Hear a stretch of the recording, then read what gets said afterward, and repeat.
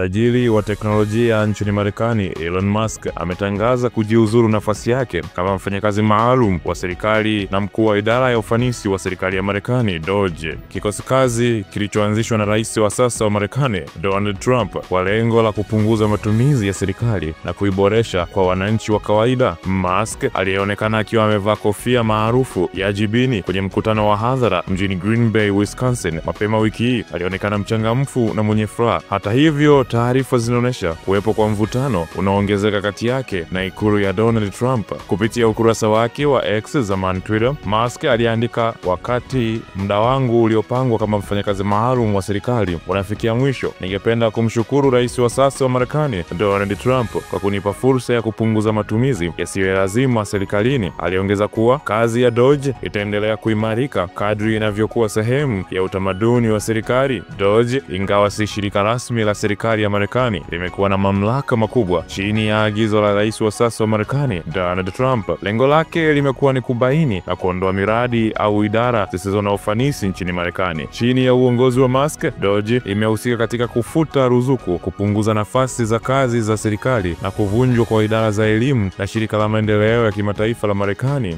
USAID. Kwa mujibu wa tovuti ya DOGE, kikosi hicho kimedai kuokoa takribani dola bilioni 175, takribani shilingi trilioni 300 za Kitanzania za walipa kodi wa Marekani, madai ambayo yamepokelewa na hisia tofauti, huku wanachama wa Republican wakisifu hatua hizo na wanachama wa Democrat pamoja na mahakama mbalimbali nchini Marekani wakipinga na hata kuzuia baadhi ya hatua hizo za taasisi hiyo ya DOGE. Afisa mmoja kutoka ikulu ya Marekani ambaye hakutaka kutajwa jina amethibitisha kwa shirika la kimataifa la habari Reuters kuwa Musk ameondoka rasmi na mchakato wa kuondoka kwake ulianza siku ya tarehe 28 Mei. Hatua ya Elon Musk kuondoka katika nafasi yake kama mfanyakazi maalum wa serikali imezua hisia mseto, hasa ikizingatiwa kuwa imefuatia wazi kutoridhishwa kwake na sera mpya ya kifedha ya rais wa sasa wa Marekani Donald Trump. Katika kauli yake ya awali, Musk alieleza kuwa mswada wa Trump wa kodi na matumizi, alioita kwa kejeli kama Big Beautiful Bill, unakwenda kinyume na misingi ya kikosi kazi cha DOGE ambacho aliongoza kwa lengo la kupunguza matumizi ya serikali, kuondoa matumizi yasiyo ya lazima na kufanya serikali kuwa nyepesi na inayowajibika zaidi kwa wananchi wake. Kwa kusema nimefanya vya kutosha, Musk alionyesha kwa uwazi kuchoshwa na mivutano ya kisiasa na kushindwa kwake kushawishi mwelekeo wa sera za kifedha ndani ya serikali ya Trump. Hii inaashiria pia kwamba licha ya nafasi yake kubwa na ushawishi wa kiuchumi, uwezo wake wa kushawishi maamuzi ya kisera ulikuwa na mipaka, hasa pale unapogusa maslahi ya kisiasa au makubaliano ya ndani ya chama. Trump kwa upande wake, alipolazimika kutetea mswada huo mbele ya waandishi wa habari, alikiri kuwa sijaridhishwa na baadhi ya vipengele. Kauli hii, ingawa ni ya kiungwana, inaonyesha kuwa shinikizo ndani ya utawala wake, ikiwemo kutoka kwa wafuasi wa jadi wa sera za kupunguza matumizi, lakini pia kuna maslahi ya kisiasa yanayolazimisha kufanyika kwa maamuzi yasiyopendelewa na kila mmoja. Mvutano huu unaashiria ufa mpana zaidi unaojitokeza ndani ya kambi ya kihafidhina ya Marekani, yani kambi ya Republican, kati ya wale wanaotaka mageuzi ya kina ya serikali na wale wanaotanguliza siasa na makubaliano ya kifedha kwa ajili ya kulinda uungwaji mkono wa kisiasa. Kwa kuondoka kwake, Elon Musk